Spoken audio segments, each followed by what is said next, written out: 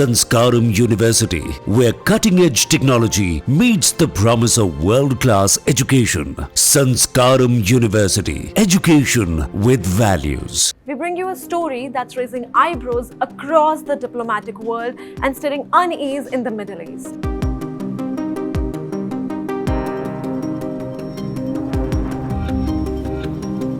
United States President Donald Trump has done what no American leader has in over 2 decades.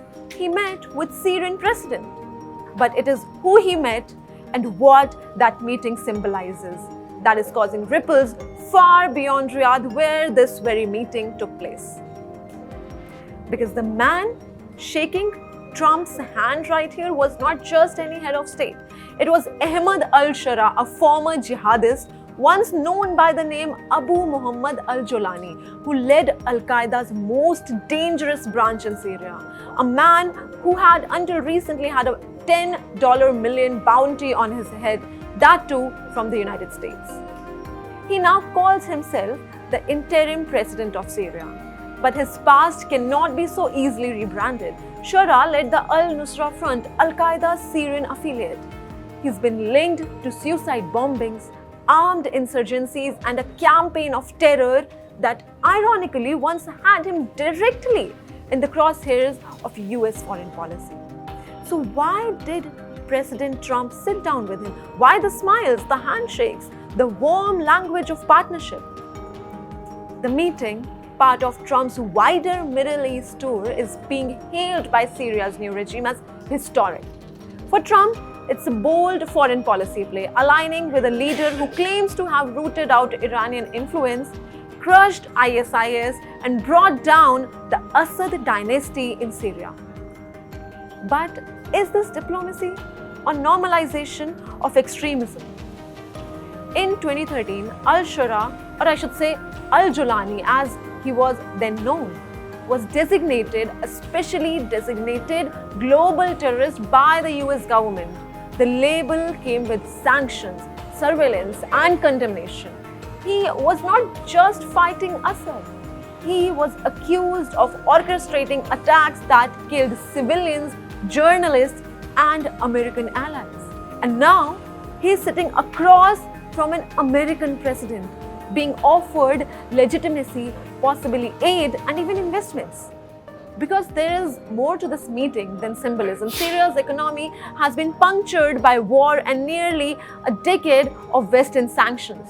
The 2019 Act, signed during Trump's first term itself, made any economic cooperation with Syria nearly impossible, punishing businesses and governments that supported Assad's war machine. But with Assad gone, Gulf investors are eager to move in. If the United States lifts the restriction which Donald Trump announced a day before meeting Sharaa. By meeting with al-Sharaa, Donald Trump is signaling that Syria may no longer be an outcast for the world, that investment is on the table, that perhaps even peace or normalization with Israel could be within the reach. According to a White House statement, Trump asked for several things in return. That Sharaa expel all foreign and Palestinian militants from Syrian territory, that Syria work to prevent a resurgence of ISIS, and yes, that Damascus move towards normalization with Israel. But here is the dilemma. Can a man with jihadist roots truly be a partner in peace? Can the United States walk back a decade of counter-terrorism policy just because the man has swapped arms for a suit and a tie? Sharaa says he has broken ties with Al-Qaeda. Supporters of the meeting argue that the world must deal with reality on the ground, not ideas. That Syria needs a functioning government, not chaos. And if Sharaa has truly broken ties with his jihadist past, the US would do well to shape his future.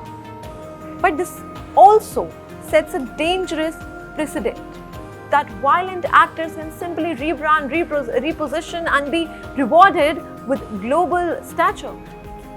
In foreign policy, optics matter, but so does history. And the image of an American president sitting with a man once branded a terrorist is not just symbolic, it's concerning, risky, perhaps reckless, or maybe a new chapter in the Middle East politics.